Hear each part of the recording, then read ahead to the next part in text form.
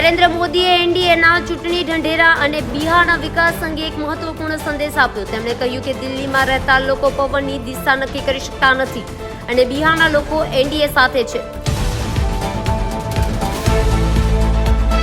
સીએમએ social media પર post કરીને ખેડૂતોની પડખે ઊભા રહેવાની ખાતરી આપી. રાજ્ય સરકાર ખેડૂતોને આ નુકસાનમાં સહાયરૂપ થવા ટૂંક સમયમાં રાહત સહાય પેકેજ કરશે જાહેર.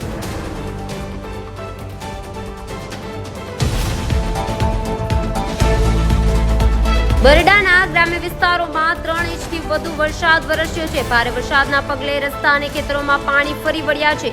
ખેતરોમાં નદી તળાવ જેવા સર્જાયા દ્રશ્યો.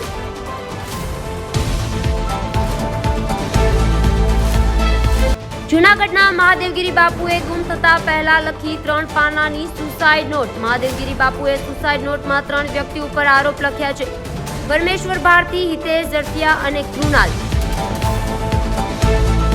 યુક્રેને રવિવારે રાત્રે રશિયા પર મોટો ડ્રોન હુમલો કર્યો. ઓઇલ ટર્મિનલ પર ભીષણ આગથી ભારે નુકસાન. હુમલામાં બ્લેક સી પર સ્થિત રશિયન સુઆપ્સે પોર્ટને મોટું થયું નુકસાન. બિહારમાં ચૂંટણી પ્રચાર વચ્ચે જોવા મળ્યો અલગ અંદાજ. કોંગ્રેસ સાંસદ રાહુલ ગાંધી ખુદ તળાવમાં ઉતર્યા. માછીમારો સાથે મળીને માછલી પકડવાની પરંપરાની પ્રક્રિયામાં લીધો ભાગ.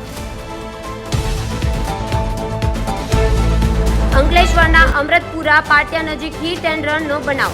અજાણ્યા વાહન ચાલકે ટક્કર મારતા ફરજ પરના પોલીસકર્મી અરવિંદ ચૌધરીનું મૃત્યુ. શ્વાનનો જીવ બચવાની ફરજ પડતા અકસ્માત. પંચમહાલ ડેરીએ પંચામૃત દાળનો ભાવ ઘટાડ્યો.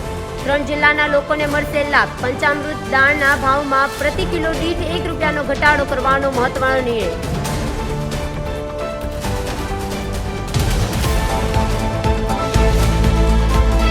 2 દિવસ પહેલા ખેતરે ગયેલા 55 વર્ષીય ખેડૂત લાપતા થયા હતા. પાણીના પ્રવાહમાં લાપતા ખેડૂતોને 2 દિવસ બાદ મૃતદેહ મળ્યો. એનડીઆરએફની ટીમે જાદવભાઈ રાઠોડનો મૃતદેહ મળી આવ્યો. રાજ્યમાં 7 નવેમ્બરથી ફૂંકાશે ઠંડા પવનનો. 22 ડિસેમ્બર બાદથી શરૂ થશે આકરી ઠંડી. અમદાવાદ અને ગાંધીનગરમાં વાદળછાયું વાતાવરણ રહેશે તેવી શક્યતા.